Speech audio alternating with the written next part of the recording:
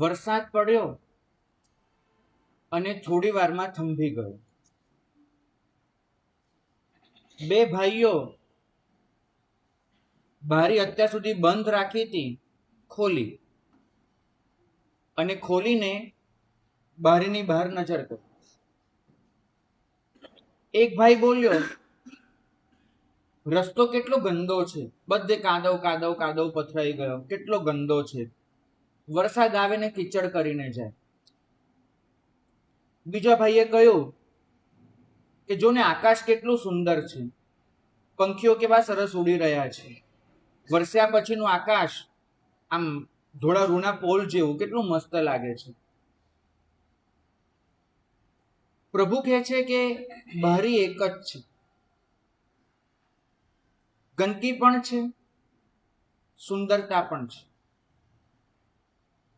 પ્રશ્ન એ નથી કે બહાર શું છે, પ્રશ્ન એ છે કે તમારું ધ્યાન શેના પર છે.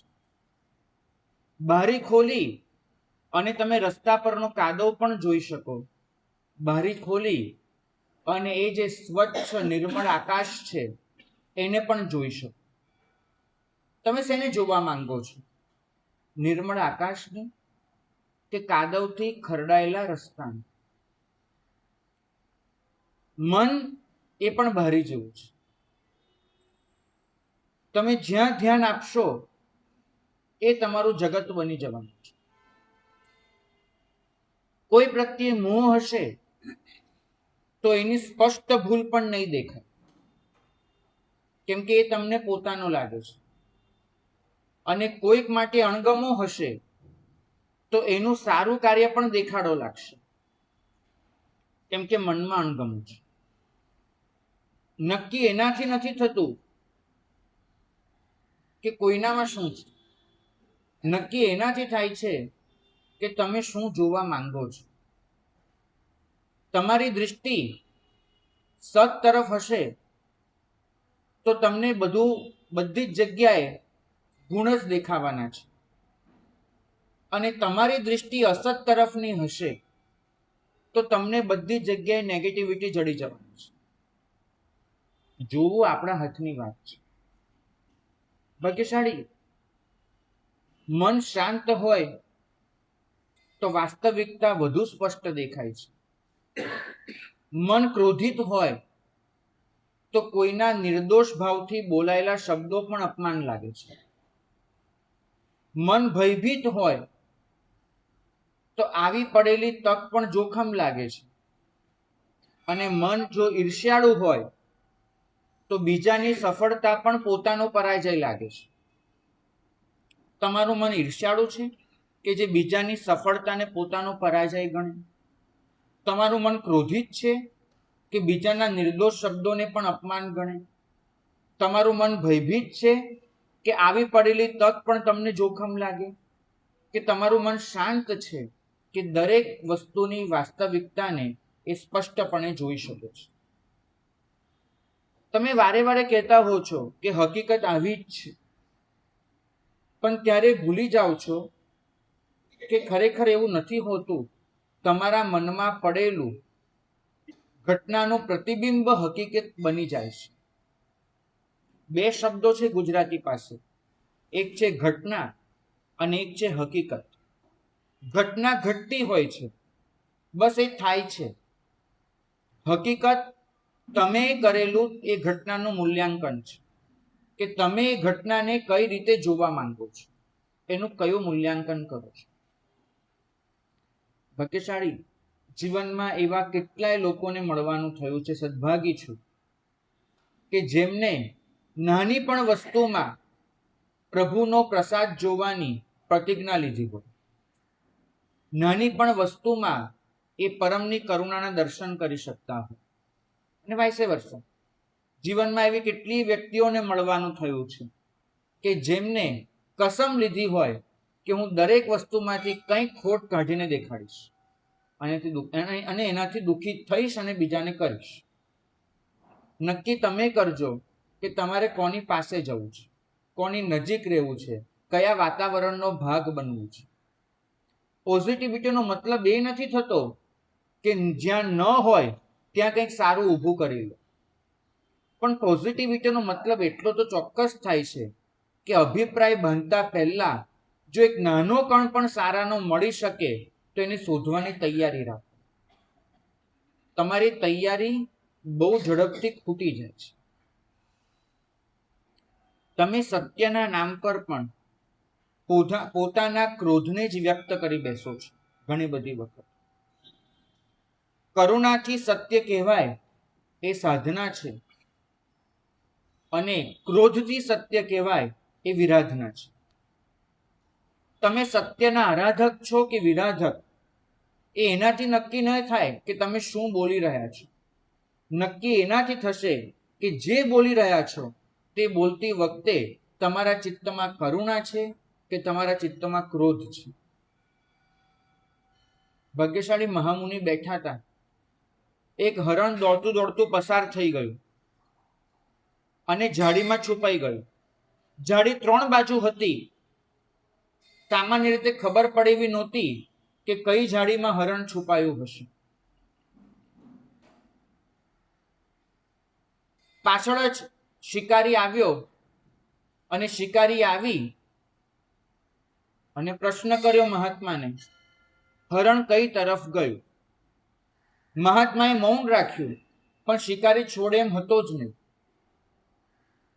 અને મહાત્મા છે એમને પછી જવાબ આપ્યો, હું બોલી નથી શકતો. તો કે હાથના ઈશારાથી દેખાડો. નથી દેખાતું બરાબર. મહાત્મા ખોટું બોલ્યા કહેવાય? કેમ ન કહેવાય? કેમ કે જે બોલ્યા હતા, જીવ બચાવવો એ મહત્વનું નહોતું. જે પણ એમને કહ્યું અથવા ઈશારો કર્યો એમાં કરુણા. જ્યાં કરુણા છે ત્યાં નૈષ્ઠિક સત્ય છે. વ્યવહાર સત્ય હોય કે ન હોય, નૈષ્ઠિક સત્ય છે. અને જ્યાં કરુણા નથી, જ્યાં ક્રોધ છે, ત્યાં વ્યવહારથી ગમે તેટલું સાચું હોય તો પણ એ સત્ય સત્ય ગણાતું નથી. ભાગ્યશાળી કરુણા હંમેશા બીજાની ભૂલનો બચાવ નથી કરતું, પણ સુધારવાની તક ચોક્કસ આપે છે. જ્યારે અહંકાર છે એ ભૂલને સાધન બનાવીને સામેનો માણસ નાનો છે એ સાબિત કરવાની કોશિશ કરે છે. તમે કોઈને મોટા પાડવાની, નીચા દેખાડવાની, નાના બતાવવાની કોશિશમાં છો કે એને એક સુધરવાની તક આપવા માંગો છો? નક્કી કરજો. તમે જ્યારે કોઈને પણ એની ભૂલ દેખાડતા હો છો ત્યારે ભૂલ દેખાડવા પાછળ તમારા મનનું લોજિક કયું હોય છે? એને ગિલ્ટી ફીલ કરાવવી, એને રિગ્રેટ કરાવવો, કે પછી એને એક આલંબન આપવું તો કેવી રીતે ઉઠી શકે છે અને આગળ વધી શકે છે? ભાગ્યશાળી કરુણા સત્ય બોલે છે, પણ એ સામેવાળા માણસની અંદર આશાનું ઢાંકણ ખોલે છે. તમે બોલો સત્ય, પણ એની અંદર એક આશાનું ઢાંકણ ખોલો કે ભાઈ તું સુધરી શકે છે, બદલાઈ શકે છે. જ્યારે અહંકાર એવું કડવું સત્ય બોલે છે કે માણસ પોતાનું મૂલ્ય પણ ખોઈ બેસે. તમારું સત્ય એવી કડવાશથી છલકાતું હોય છે. આજે આપણે સોનાની ગીનીની પ્રભાવના કરવાની છે, બરાબર? જેટલા લોકો આવ્યા છે એમને સોનાની ગીનીની પ્રભાવના કરવાની. શરત એટલી કે સોનાની ગીની એ આપણે સગડી પર તપાવીને આપીશું. દરેક વ્યક્તિએ પોતાના હાથમાં જે સોનાની ગીની લેવાની છે અને સગડી પર તપાવેલી આપીશું. જેને પ્રભાવના લેવી હોય લે. કોણ લેશે તમારી પ્રભાવના? કોણ લેશે? ભાગ્યશાળી કોઈને પણ સત્યનો વાંધો નથી હોતો. વાંધો હોય છે કે સત્ય તમે કઈ રીતે રજૂ કરો છો. આપણું સત્ય પણ કોઈને વિંધી નાખે એવું હોય છે. આપણું સત્ય પણ કોઈને તડપાવીને ખલાસ કરી નાખે એવું સત્ય હોય છે. ભાગ્યશાળી પોતાની જાતને પૂછજો કે મારી શક્તિ એનાથી બીજાને ભય પમાડું છું કે બીજાને સ્વતંત્રતા આપું છું? ઘણી વખત અમે લોકો પણ એક વસ્તુમાં ભૂલ કરી બેસી. નાનો હતો, ભણવાનું એક અંદરનું એવું જનૂન શબ્દ જ વાપરું છું આજે તો, કે ઉંમર નાની એટલે સંઘના માતાઓ હોય એમને સહજ રીતે વાત્સલ્ય આવે. ભણવા બેઠો અને આવા કોઈ માળી હોય આવીને પૂછે, મહારાજ શાતામાં, નાના મહારાજ શાતામાં. 15 વખત કોઈ પૂછે ને તો પણ જવાબ ન આપું. એક હું ને એક મારું મૌન, અને બિલકુલ કડકાઈથી. મૌન એટલે કેવું, આમ પકડી રાખનારું, નહીં જ આપવાનું. એક દિવસ મારા વડીલ ભાઈએ મને બોલાવ્યો, વડીલ ભગવંતે બોલાવીને મને બેસાડ્યો. મને કે તમને ખબર છે, આ લોકો જે શાતા પૂછવા આવે છે ને, એ લોકોને એવી ઈચ્છા હોય છે કે તમારું ભણવાનું બગડે, એવી ઈચ્છાથી આવે છે. તમને હેરાન કરવા આવે છે નહીં. એમને એવી ઈચ્છા છે કે તમે ભણો કરો નહીં અને પાછળ રહી જાઓ, એવી ઈચ્છાથી આવે છે નહીં. એમને ખૂબ ગમે છે સાધુને અંતરાય કરવો એટલે આવે છે નહીં. એક વખત શાતા પૂછી, બીજી વાર પૂછી, તમે જવાબ નથી આપતા, છતાંય વારે વારે પૂછે છે. એમને પોતાનું અપમાનની કંઈ જ પડી નહીં હોય, છતાંય તમને પૂછે છે. કારણ શું છે? કારણ એક જ છે કે એક સાધુનું સ્મિત એમના 24 કલાક સુધારી દે છે. તમે એક વાત્સલ્યથી એમને ધર્મલાભ આપી દો, એ ધર્મલાભના બળ પર એ પોતાના 24 કલાક પોતાના અંદરની આગને ઠારી શકે છે. તમારા તરફથી મળતો એક નાનકડો આશીર્વાદ એમને પ્રભુનું વરદાન લાગે છે.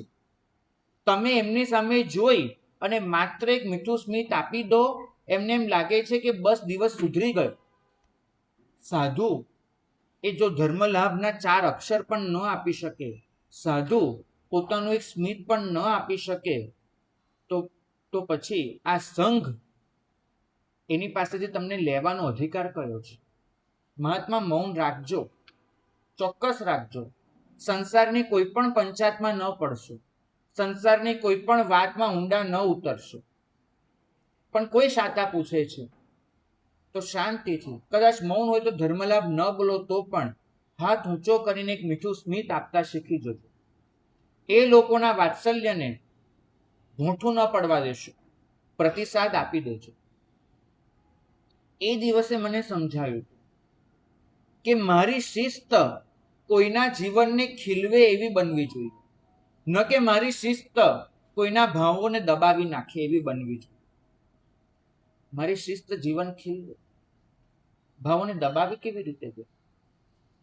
અહીં તો અમારે ત્યાં ઘણા ભગવંતોનો એક નિયમ હોય, એ જાપ કરતા હોય તો કોઈએ પગે નહીં લાગવાનું.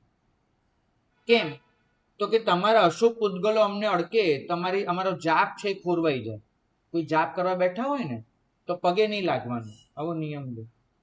મને થાય કે એવું નહીં વિચારે કે મારા શુભ પૂતગલો એને અડકી જાય, એવું ના વિચારે. કોઈ આપણને પગે અડકવા આવે તો એવું કેમ ના વિચારી શકાય કે મારા શુભ પૂતગલ એને અડકી જાય, એના અશુભ મને બગાડી જાય. તેનો મતલબ સામે મારા શુભ એટલા મજબૂત ન હોય કે એને સુધારી દે. જો હું માનતો હોઉં કે બગડેલો છે, તેને સુધારી દે, એવા ન હોઈ શકે. આમ કરે, અરે પણ આનો શું મતલબ? કોઈ માણસ આટલા ભાવથી પગે લાગવા આવે અને તમે ચોક્કસ એને શાંતિથી વિવેક શીખવાડ્યા, એકવાર પગે લાગી દેવા દેવાય. પછી કહેવાય કે ભાઈ અમે આંખો મીચીને જાપ કરતા હોઈએ તો કોઈ વાર અમે લોકો આત્મસ્થ બની ગયા હોઈએ, જાપમાં ઊંડા ઉતરી ગયા હોઈએ. તમે આવી રીતે અડકો તો કદાચ અમારી એકાગ્રતા તૂટે. તો આજે અડક્યા એ સારું કર્યું, મારે આશીર્વાદ. પણ હવેથી બીજી વાર આવો ત્યારે શાંતિથી દૂરથી કહી દેજો. કોઈ પણ વસ્તુ એ પ્રેમથી ઠંડકથી કેમ ન કરાય, આ બહુ મહત્વની વાત છે. ભાગ્યશાળી, મારી સલાહ એવી હોવી જોઈએ કે સામેની વ્યક્તિ ઊભી થાય. મારી સલાહ એવી ન હોવી જોઈએ કે પેલાને બોજ લાગે, કે જાણે મને સતત એના પર આધારિત રાખવામાં આવે છે. મારું જ્ઞાન બીજાને હીનતા ન દેખાડે, બીજાને પ્રકાશ આપે. જો જ્ઞાન બીજાને હીન દેખાડવામાં વપરાશે તો એ તમારા વ્યક્તિત્વના ભારથી દબાયેલો રહેશે, ક્યારે ઉગે નહીં. એમ કહેવાય છે કે વડ આ દુનિયાનું શ્રેષ્ઠ વૃક્ષ છે. પણ એમાં એક જ ખરાબી છે, ખબર છે? વડની ખરાબી તમે નોંધી છે? દુનિયાનો શ્રેષ્ઠ વૃક્ષ છે, પણ એક જ ખરાબી છે વડની. કોઈએ જોઈ છે ખરાબી? કુદરતના ખોળે જો તમે વડને જોયો હોય તો તમને એક ખરાબી દેખાશે વડમાં, કે વડ પોતાનો જેટલો ઘેરાવો હોય એની નીચે કશું ઉગવા ન દે. નાનું ઘાસ ભલે ઉગતું, બીજા કશાને પાંગરવા ન દે. વડની ઘટા એટલી બધી ઘેરી હોય કે એ પ્રકાશ જ નીચે પહોંચવા ન દે, અને એના મૂળિયા એટલા ફેલાયેલા હોય કે જમીનનું બધું શોષવી લે, વડની નીચે કશું પાંગરી ન શકે. આ નક્કી વસ્તુ. અનેક ભગવાન હતા એવા વડ જેવા કે આખા સંસારને પાંગરવા દીધો, આખા સંસારને ખીલવા દીધો. કેમ કે એમની શક્તિ બીજાને ભય પમાડવામાં નહોતી વપરાતી, એમની શક્તિ બીજાને સ્વતંત્રતા આપતી હતી. એમનું કોઈ પણ જ્ઞાન બીજાને હીન પુરવાર કરવામાં નહોતું થતું, બીજાને પ્રકાશ આપતું હતું. એમની કોઈ પણ શિસ્ત એ જીવનને ખીલવતી હતી, જીવનને દબાવી નહોતી દેતી.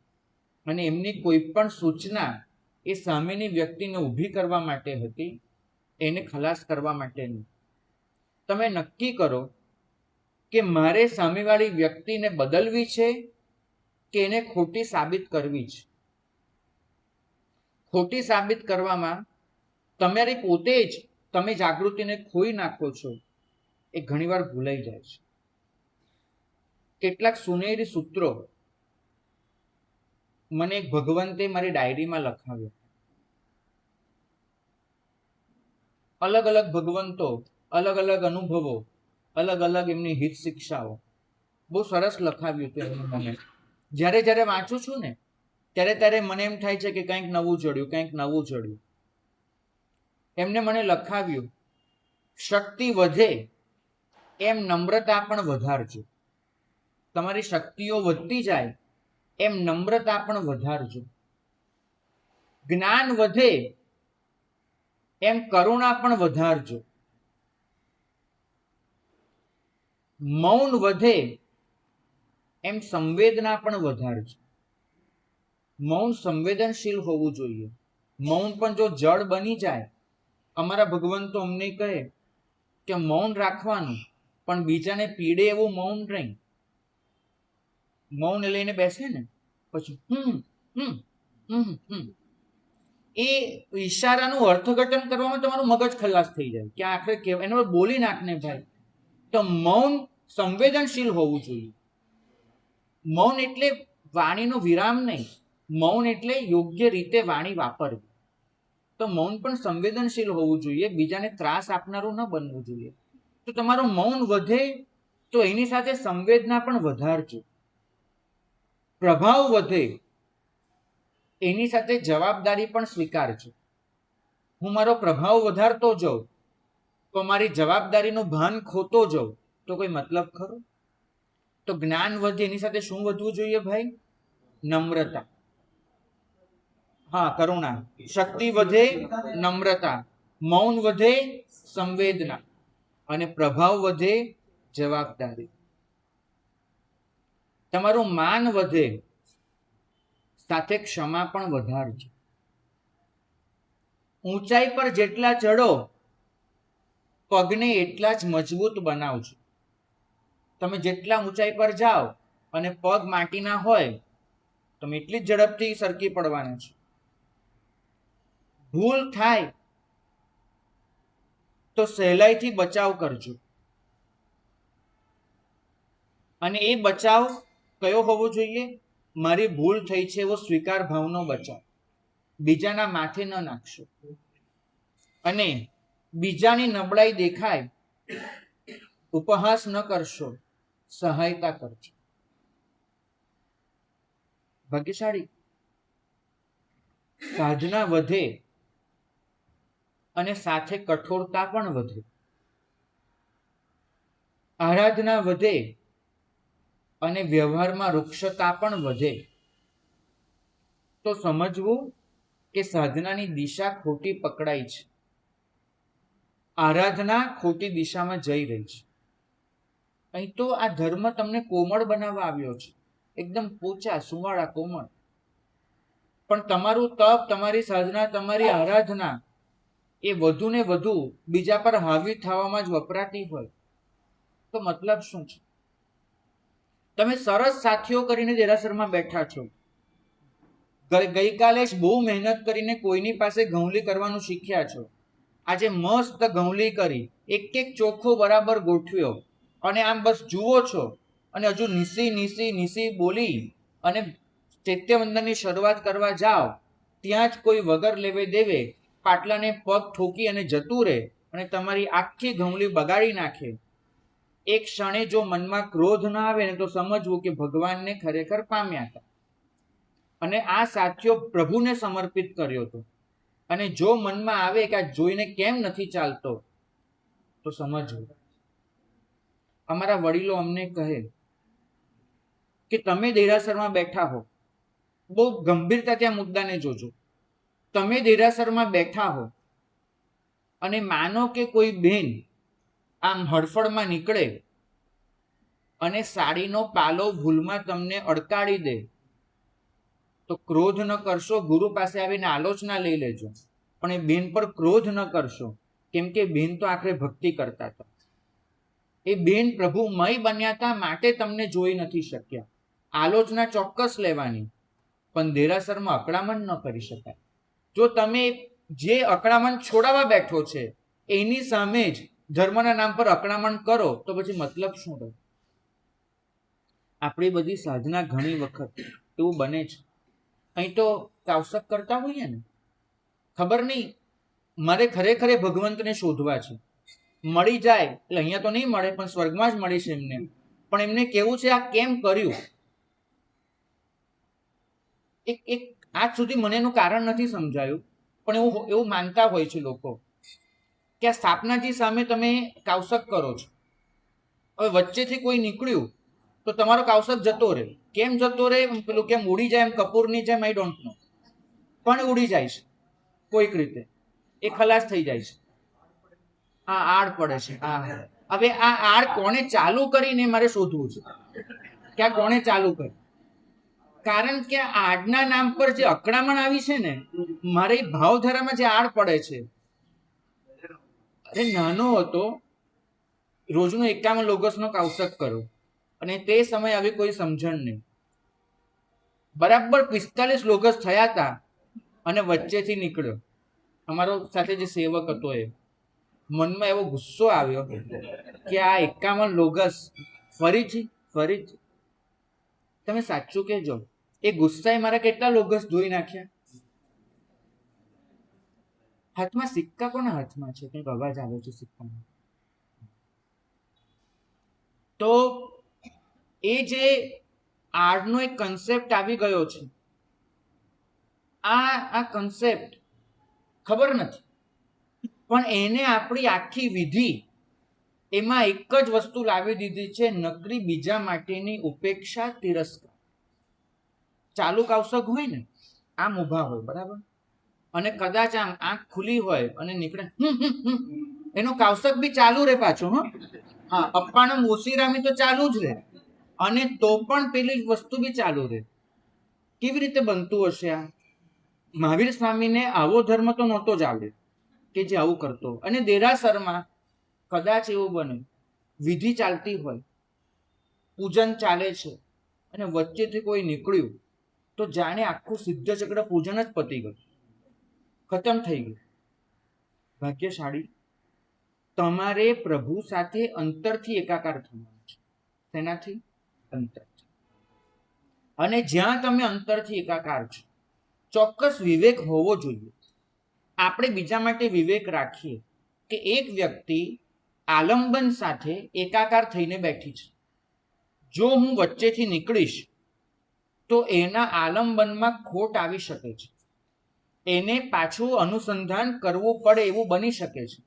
તો મારે વિવેક ચોક્કસ જાળવવાનો છે. મારે કઈ દેરાસરમાં ફરફર નથી કરવાનું આમથી તેમ, પણ ધારો કે હું ક્રિયા કરું છું, મારી જેમ બીજા પણ વિવેક સાચવે એવી હું અપેક્ષા ચોક્કસ રાખું, પણ નથી સાચવતા અને વચ્ચેથી નીકળી જાય છે, તો મારી ક્રિયાની નોંધ એ તો ઉપરવાળો લઈ રહ્યો છે ને. આ મારે શું અકળામણ? ક્યાં એનો ફરક છે? કાવસકના કોઈ આગારમાં આડ લખી નથી ભાઈ.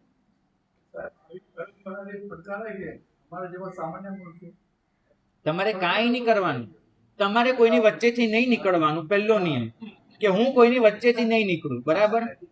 આ પહેલો નિયમ. અને બીજો નિયમ એ, કોઈ વચ્ચેથી નીકળે ત્યારે મારી આંખો બંધ કરી દઈશ. આ સીધો નિયમ ભાઈ. 2 નિયમ પાડશો ને બહુ સુખી રહેશો.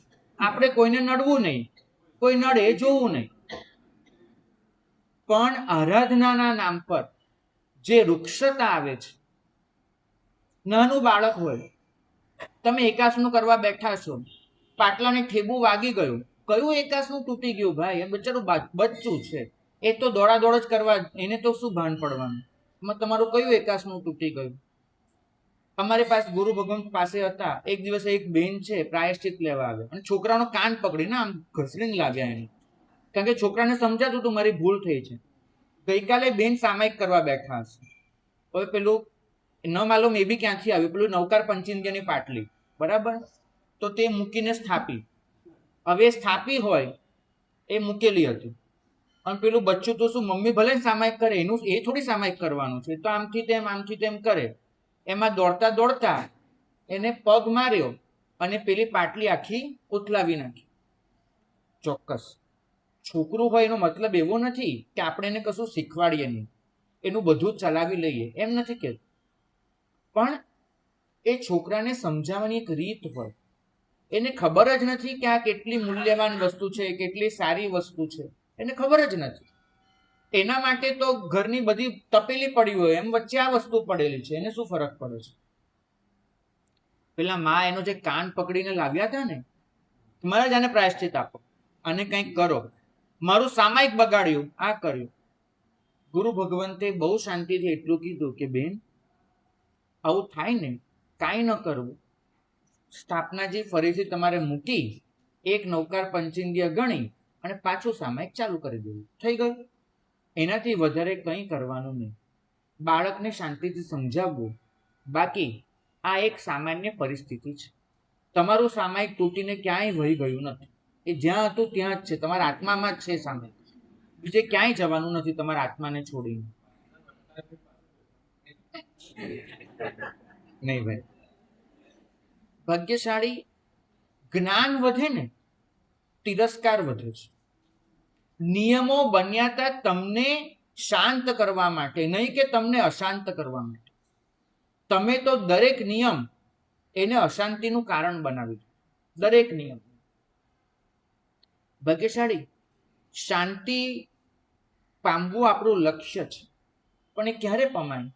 કે જ્યારે તમે સહિષ્ણુ, જ્યારે તમે કોઈ પણ પરિસ્થિતિને શાંતિથી સ્વીકારી લેવા તૈયાર હો. બાકી તો તપમાં પણ જો બીજાના જીવનનું અવમૂલ્યન થાય, તપ એ પણ અહંકાર બને. આચારાંક સૂત્રમાં લખ્યું છે, 2 મહાત્મા કૌશધ્યાને ઊભા છે. 2 મહાત્મા. એક મહાત્મા એને આજે 120મો ઉપવાસ છે. બીજા મહાત્મા એને 120 દિવસમાં એક એકાસનું પણ નથી કર્યું. શાસ્ત્રકાર ભગવંતો લખે છે કે 120 ઉપવાસ કરનાર મહાત્માના મનમાં એવું આવ્યું કે જોને આ કેવો કશું કરતો નથી, આ આવ્યું. પેલાનું તો જે થવું એ થાય, તમે તમારા 120 ગુમાવી દીધા ગયા કામ. કારણ કે તપ કોઈનું પણ અવમૂલ્યન કરવાનું શીખવાડતું નથી. તમારે કોઈની સાથે તમારી જાતની સરખામણી કરવાની જ નથી. તમે 120 ઉપવાસ કર્યા કે 120 નૌકારશી કરી, તમે કોની સાથે જવાબદાર છો? તમે અને તમારા પ્રભુ. બસ, વચ્ચે કોઈ આવતું જ નથી. અહીંયા ભાગ્યશાળી મૌન રાખવું એનો મતલબ એવો નથી થતો કે બીજાની વાત પણ હું નહીં સાંભળું. મૌન ચોક્કસ હોય, સંવેદનાથી વિહીન ન. ક્રોધ એવું લાગે છે કે અંદરથી નીકળી ગયો. ઘણીવાર યોગ્ય પ્રસંગ નથી મળ્યો હોતો ને, માટી અંદર દબાયેલો હોય છે. હમણાં જ કુંભ મેળાની વાત વાંચી હતી. કુંભ મેળામાં એક સંન્યાસી આવ્યા હતા. 30 વર્ષથી ગુફામાં બેઠા હતા, 30 વર્ષથી. અને 30 વર્ષે એને એવું લાગ્યું કે મારા દોષો હવે નાશ પામે, ક્રોધ અહંભાવ બધું નીકળી ગયું. એટલે 30 વર્ષે એ આવ્યા, કુંભ મેળામાં આવ્યા. અને કુંભ મેળો તો એક એવી વસ્તુ છે જે કોઈની ઇજ્જત જાળવતો નથી. એ તો બધાને એક સરખા કરી મૂકે છે, કોઈની ઇજ્જત ન જાળવે. આ સંન્યાસી, તમે કોઈ ગુફામાંથી 30 વર્ષે બહાર આવો, 30 વર્ષની અખંડ સાધના પછી તમારા મનમાં કેટલી સાધના ભરાઈ ગઈ એ ખબર છે? કે હું 30, તમને 3 દિવસ બી કોઈ રૂમમાં બેસાડ્યા હોય ને, અને 3 દિવસ પછી આમ બહાર આવો તો કેવું લાગે? આપણે સાધના કરીને આવ્યા 3 દિવસની, તો 30 વર્ષ. અને એ કુંભ મેળામાં એ સંન્યાસી ચાલે અને બરાબર એના પગ પર બીજાનો પગ ઠોકાઈ ગયો. અને તમે બરાબર માર્ક કરજો, તમારા પગ પર કોઈનો બૂટ પડી જાય ને, આ પગની જે વેદના હોય ને, આમ ચિસ્તિયારી નીકળી જાય. અને સીધું જ એનું આ બોચી એ પકડી લીધી, દેખાતું નથી. પણ જ્યાં આ વાક્ય નીકળ્યું ને, બોચી પકડીને, ત્યાં જ સમજાયું કે 30 વર્ષની મારી શાંતિ એ નિમિત્તોના અભાવને લીધે હતી. અંદર નિમિત્તોનો અભાવ એ મને શાંત રાખી રહ્યો હતો. બોચી તરત છોડી અને સંન્યાસી પેલા સામાન્ય વ્યક્તિના પગે પડ્યા અને પગે પડીને કહ્યું કે તું મારો ગુરુ બન. 30 વર્ષે હું શું પામ્યો એ તે 1 સેકન્ડમાં બતાવી દીધું. ચલો પાછું. ભાગ્યશાળી ઘણી વખત એવું બને છે કે આપણને આપણી જાત માટે જ એટલો સદ્ભાવ હોય છે કે ભૂલ દેખાવાનું જ બંધ થઈ જાય. જે દેખાય એ હંમેશા ખોટું હોય છે એવું નથી હોતું. પણ જે દેખાય એને પૂર્ણ પણ ન માની લે કે મારામાં પૂર્ણતા આવી ગઈ, એવું ન માની લે. અને બીજી વાત, કોઈ પણ ધર્મ કરો એમાં અપેક્ષા નહીં રાખે. કોઈ પણ ધર્મ. બાકી ચાલે એ તો કેવું છે, તમે 2 ભાઈબંધો રોજે સાથે પ્રતિક્રમણ કરવા આવતા હોય, બરાબર? અને એઝ યુઝ્યુઅલ તમારો ભાઈબંધ 5 મિનિટ મોડો જ તૈયાર થતો હોય. તમે એના ઘરે જાઓ, તમને ખબર જ હોય કે ડોરબેલ વગાડીશ અને એને બોલાવીશ તો એમ જ કહેશે બસ આવું છું, બસ આવું છું. અને તમે હવે 2 દિવસમાં એટલું સમજી ગયા હો કે 5 મિનિટ વહેલા જ જવું તો ટાઈમસર પહોંચાય, ઘરેથી 5 મિનિટ વહેલા જ નીકળવું. અને તમે આવી રીતે 5 દિવસ 7 દિવસ જાઓ છો અને એની રાહ જુઓ છો, એને સાથે લઈને તમે પ્રતિક્રમણ કરવા જાઓ છો.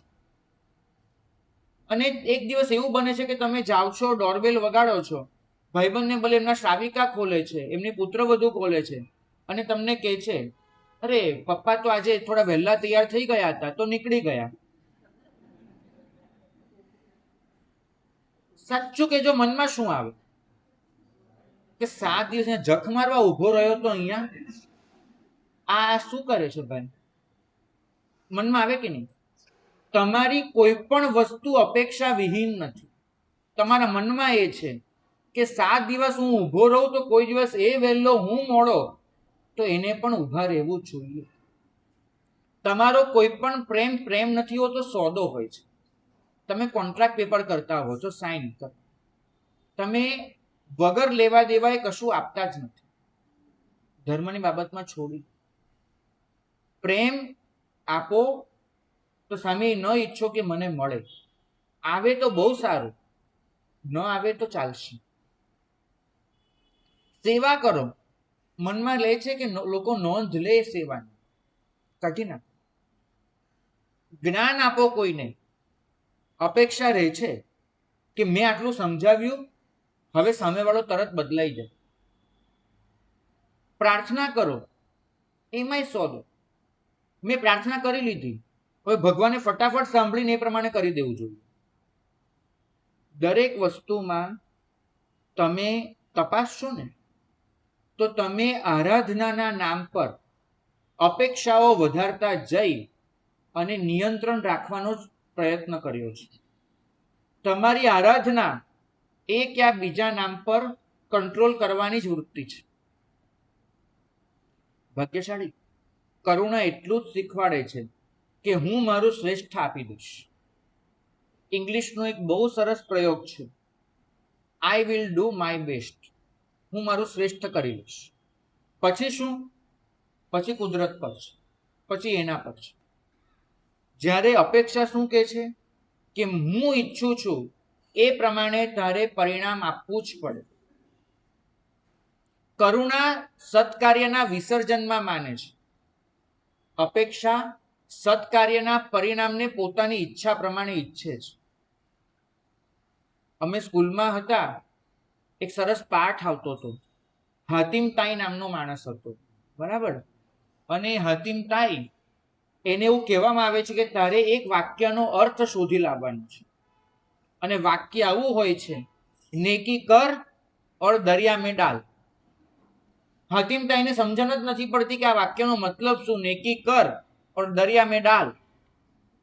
પણ બહુ મોડું મોડું એને સમજાય છે કે પોતે કરેલા સત્કાર્યનું મનથી વિસર્જન કરી દેવું એ જ છે નેકી કર ને દરિયા મેં ડાલ. પણ આ સમજતા ભવો વીતી જાય છે, ભવો. દરેક સત્કાર્ય એની સામે મારી અપેક્ષાઓ નક્કી હોય છે, બિલકુલ નક્કી. ભાગ્યશાળી સાધક પ્રયત્ન નહીં છોડે, પણ પ્રયત્નના પરિણામ પરનો કંટ્રોલ છોડી દેશે. પ્રયત્ન કરવો મારા હાથની વાત છે, પ્રાર્થના મારા હાથની વાત છે, પણ એ પ્રાર્થનાનું, એ પ્રયત્નનું શું પરિણામ આપવું એ કોના હાથની વાત છે? પરમના હાથ. પામરનો પ્રયત્ન અને પરમનો પ્રસાદ બે ભેગા મળે તો પરિણામ આવે.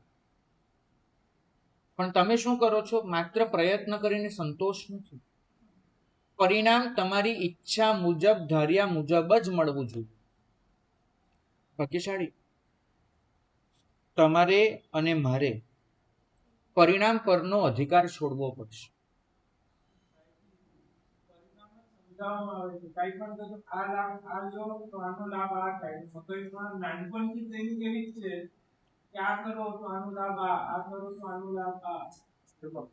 ભાગ્યશાળી બહુ સાચી વાત એવી છે કે અમારે ત્યાં, અમારી પાઠશાળામાં એક નિયમ હતો, જે બાળક જેટલી ગાથાઓ કરે ને એટલી લોલીપોપ એને આપવામાં આવે. બરાબર? તમે 2 ગાથા કરો તો 2 લોલીપોપ મળે, 4 કરો તો 4 મળે. એ લોલીપોપની લાલચ એમાં અમે ગાથા કરતા હતા. તકલીફ ખાલી એક જ થઈ, આટલા હતા ને એમાંથી આટલા થઈ ગયા, પણ પેલી લોલીપોપ ના છૂટી. ધર્મ ચાલુ રહ્યો, બાળપણ વીતી ગયું, લાલચ ઊભી રહી, લોલીપોપના નામ બદલાયા. ત્યારે ઘડી ઘડી કેન્ડી મળતી હતી લોલીપોપમાં, અત્યારે લોલીપોપની જગ્યાએ ધંધો, લગન, બધું જ આવી ગયું છે. બદલાયું નથી. તમારે એક વસ્તુ જોવાની છે. હું તો અમારી સાથે ચાતુર્માસ હોય એ સાધ્વીજી ભગવંતને, હજુ મારે કહેવાનું બાકી છે પણ 14ના દિવસે કહીશ, પણ એક સૂચના ખાસ આપું કે તમારે કોઈ દિવસ એવું જાહેર નહીં કરવાનું અને પેલા આંકડાઓ નહીં બોલાવવાના કે એક સામાયિક કરે તો આટલા પલ્યોપમ આવે છે ને, કોઈ આટલા પલ્યોપમનું દેવનું સુખ મળે, અને એક સાગરો, એક પેલું, એક આ કરે ઔષધ એનું આટલું મળે, ફળ નહીં. કારણ કે સાધકે પ્રયત્ન કરવાનો છે અને પરિણામ પ્રભુ પર છોડી દેવાનું છે. આવું કોઈ પણ ફળ મગજમાં રહે અને જે ધર્મ થાય એને જ કહેવાય છે નિયાણ શલ્ય. બીજું કશું જ નથી, નિયાણ શલ્ય છે. જે પ્રયત્નના પરિણામની અપેક્ષા સાથે મારો પ્રયત્ન થાય છે એ પ્રયત્ન નિયાણ શલ્ય છે. અને જે પ્રયત્ન એ પરિણામને હું પ્રભુ પર છોડી દઉં છું, પરમ પર છોડી દઉં છું, એ પ્રયત્નનું નામ જ છે સાધના. પરિણામની અપેક્ષા છે તો તમારો પ્રયત્ન વાસના છે, અને પરિણામની અપેક્ષા નથી તો તમારો પ્રયત્ન સાધના છે. નક્કી કરો કે તમે સાધના ઈચ્છો છો કે વાસના. ભાગ્યશાળી જાગૃતિ કેળવવી પડશે. જાગૃતિનો અર્થ એ નથી થતો કે તમારાથી કોઈ ભૂલ જ ન થાય, એવું નથી બનવાનું. પણ જાગૃતિનો અર્થ થાય છે કે ભૂલ થાય એ પહેલા એનો પહેલો સંકેત જ ઓળખી લો. એક ડોક્ટર સાથે મળવાનું થયું હતું, એને બહુ અદ્ભુત વાત મને કરી. એમને કહ્યું કે WHO વિશ્વ આરોગ્ય સંસ્થા, વર્લ્ડ હેલ્થ ઓર્ગેનાઇઝેશન, એને 2008 સર્જિકલ ટીમ માટે એક અત્યંત સરળ પણ છતાંય બેહદ જરૂરી ચેકલિસ્ટ બહાર પાડી. ચેકલિસ્ટનો મતલબ એ કે તમે કોઈ પણ કામની શરૂઆત કરતા પહેલા પ્રાથમિક કઈ કઈ તૈયારી તપાસી લેશો. તમે જોજો આ બહેનોના ચેકલિસ્ટ બહુ મજબૂત હોય.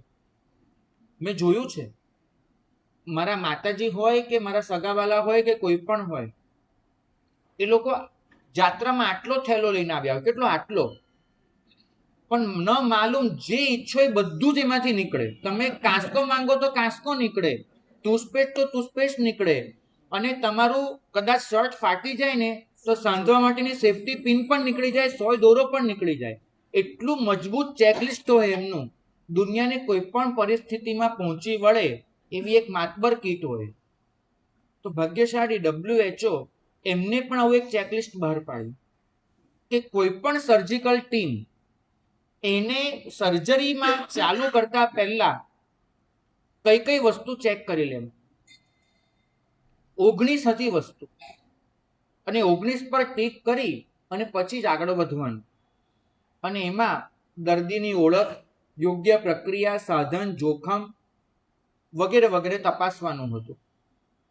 મને ડોક્ટરે કહ્યું કે સાહેબ, આટલું નાનું ચેકલિસ્ટ કે જે ભરતા ખાલી 2 મિનિટ થાય, એ ચેકલિસ્ટ બહાર પાડ્યા પછી અને કાયદો બન્યા પછી કે દરેકે આ ચેકલિસ્ટ ચેક કરીને જ સર્જરી કરવાની. સાહેબ, જટિલ સર્જરીઓમાં પણ થતા મૃત્યુ જે દર 1.5 હતા, એવો રેશિયો હતો 1.5નો, એ ઘટીને 0.8 પર આવી ગયો. ખાલી 2 મિનિટની સરળ પ્રક્રિયા, 19 ચેક કરવાની પ્રક્રિયાથી જટિલતાને આટલી કંટ્રોલ કરી શકાય. દર 100 મૃત્યુ થતા હતા, એમાંથી 0.8 પર આવી ગયા. પ્રભુ આ જ કહે છે કે પહેલો સંકેત ઓળખી લો. પહેલો સંકેત. નિષ્ણાતોએ એક જ વાત કબૂલ કરી. નિષ્ણાતો માટે સહેલું નહીં હતું. તમે 30 વર્ષથી આમ ઓપરેશન કરતા હો અને તમને એમ કહેવામાં આવે કે નહીં, ચેકલિસ્ટ કરવાનું છે.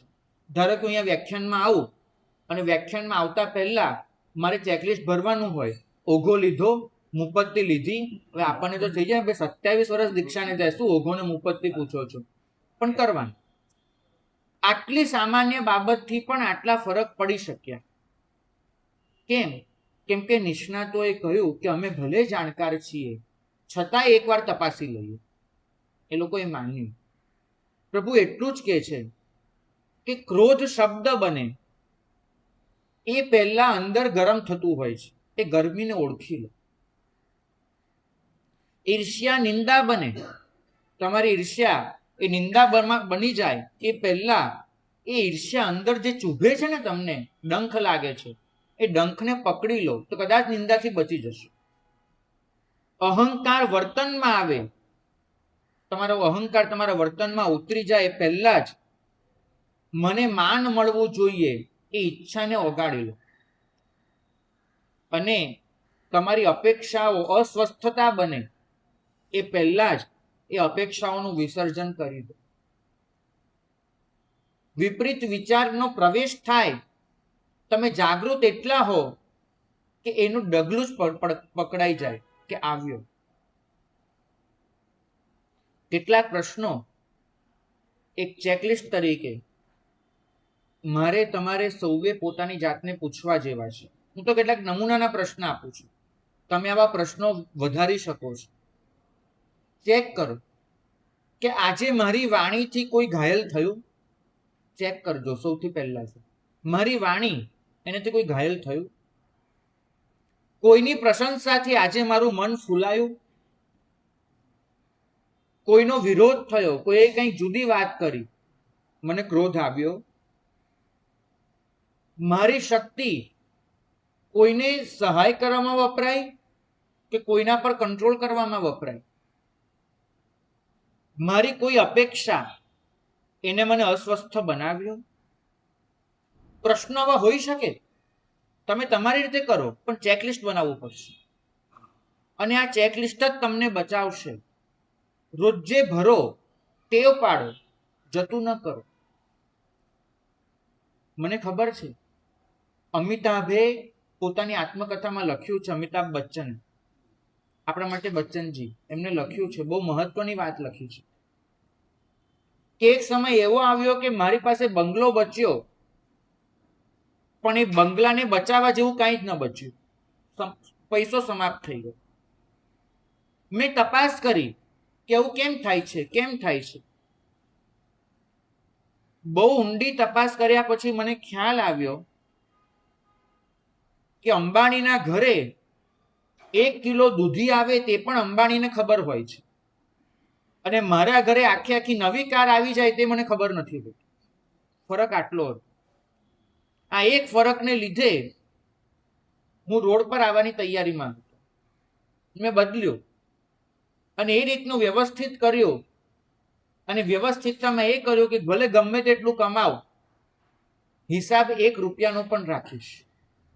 રોજે લખવાની ટેવ પાડી અને પરિણામ મારી આર્થિક વ્યવસ્થા સુધરી. અમિતાભજીને મળવાનું નથી થયું, પણ થયું હોત જરૂર નથી, બિલકુલ જરૂર નથી. એ એમની જગ્યાએ એકદમ વ્યવસ્થિત છે, આપણે આપણી જગ્યાએ. પણ વ્યક્તિની વાત માટે આદર હોય છે. દરેક વ્યક્તિ જેના માટે આપણને આદર હોય, એક નિયમ, ખાલી આ તો આડ વાત છે, મારા વ્યાખ્યાની નથી, પણ 2 નિયમ કર્યા છે. એક, દરેક વ્યક્તિ કે જેના માટે મને આદર છે એને મળવું જરૂરી નથી હોતું. અને 2, દરેક એવી વ્યક્તિ કે જેને મળું છું એના માટે મને આદર હોય એ પણ જરૂરી નથી હોતું.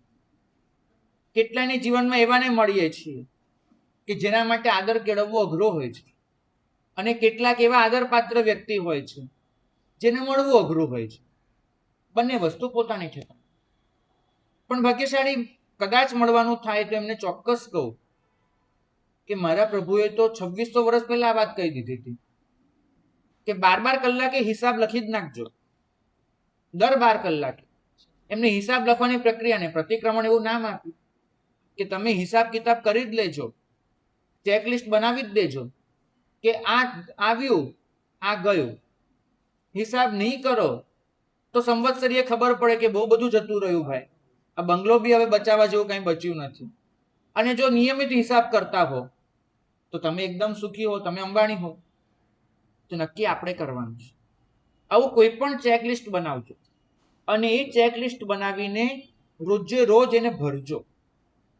પ્રશ્નો તમારા, જવાબ પણ તમારા. એટલું ચોક્કસ કે આવું કંઈ પણ ચેકલિસ્ટ બનાવીને જે ભરો એ ડાયરી લોકમાં રાખજો, નહીં તો ઘણી તકલીફો થઈ જશે. પણ તમારી જાત આગળ ખુલ્લા રહેજો. હા, તમારી જાત આગળ.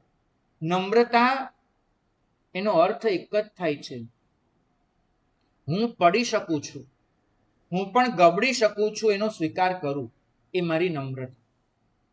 નમ્રતા એટલે મારી નબળાઈ એનો જાહેરમાં સ્વીકાર કરવાની મારી તાકાત. નમ્રતા બીજું કશું જ નથી. મોટી તાકાત છે કે હું મારી નબળાઈને જાહેરમાં સ્વીકારી શકું. નમ્રતા એટલે બીજાની સાચી વાત પણ સાંભળી શકું. જો એ ન હોય તો સમજજો કે જીવન રફે દફે થવાનું. તો નમ્રતા એટલે હું પડી શકું છું એનો સ્વીકાર. નમ્રતા એટલે પોતાની નબળાઈનો જાહેરમાં સ્વીકાર કરવાની તાકાત. નમ્રતા એટલે બીજાની સાચી વાત શાંતિથી સાંભળવાની તૈયારી. નમ્રતા એટલે સામાન્ય વ્યક્તિ પાસેથી પણ સત્યને મેળવવાની તાકાત, તૈયારી. હું એ સ્વીકાર કરું છું. નમ્રતા એટલે સફળતાનો સંપૂર્ણ શ્રેય ટીમને આપવો, પોતાને નહીં.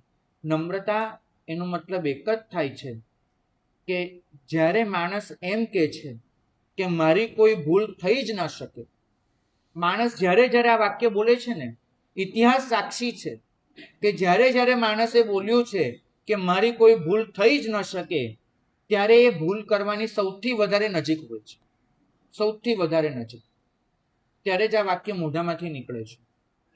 ભાગ્યશાળી. નમ્રતા એટલે પોતાને દોષી માનવાની આદત નથી. હું દર વખતે મારી જાતને દોષી માની લઉં, એ તો લઘુતા ગ્રંથિ થઈ ગઈ. નમ્રતા નહીં, પણ નમ્રતા એટલે પોતાને સચ્ચાઈથી જોવાની ક્ષમતા. હું મારી જાતને સચ્ચાઈથી જોવા તૈયાર છું, ન કે અભિમાને મારી જે ઇમેજ બનાવી દીધી છે એ ઇમેજને જ હું વળગી રહું છું. મારે તમને પૂછવું છે, ચાતુર્માસ આવે છે, બસ હવે 4 જ દિવસ છે આપણી પાસે. તમે એ તાકાત કેળવી લીધી છે કે તમે નમ્ર બની શકો? તમે તાકાત કેળવી લીધી છે કે કોઈની સાચી વાતને સાંભળી શકો? તમે તાકાત કેળવી લીધી છે કે પોતાના દોષોની પણ જાહેર કબૂલાત કરી શકો? તમે તાકાત કેળવી લીધી છે કે એક સામાન્ય વ્યક્તિ પાસેથી પણ સત્ય સ્વીકારી શકો? તમે તાકાત કેળવી લીધી છે કે ભૂલ થાય તો બચાવ કર્યા વગર એનાથી પાછા વળી શકો? તમે તાકાત કેળવી લીધી છે કે પોતાની જાતને સચ્ચાઈથી જોઈ શકો?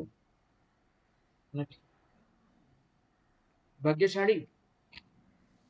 આ નમ્રતા વગર, પોતાની જાતની ઓળખ વગર આપણે આ જાતને, આવા અનેક ચોમાસા વીતી જશે ને, સુધારી નહીં શકે.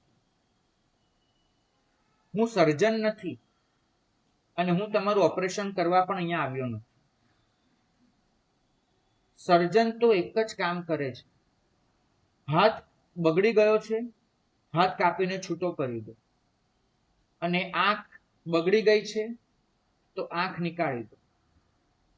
શરીરનું જે અંગ બગડ્યું છે એ અંગને કાપીને છૂટું કરી દેવું એ સર્જન છે. સદગુરુ કશું કાપકૂપ કરવા નથી આવતા. સદગુરુ તો હાથને કાપવાની, એ હાથનો સાચો ઉપયોગ કયો થાય શીખવાડવા આવે છે.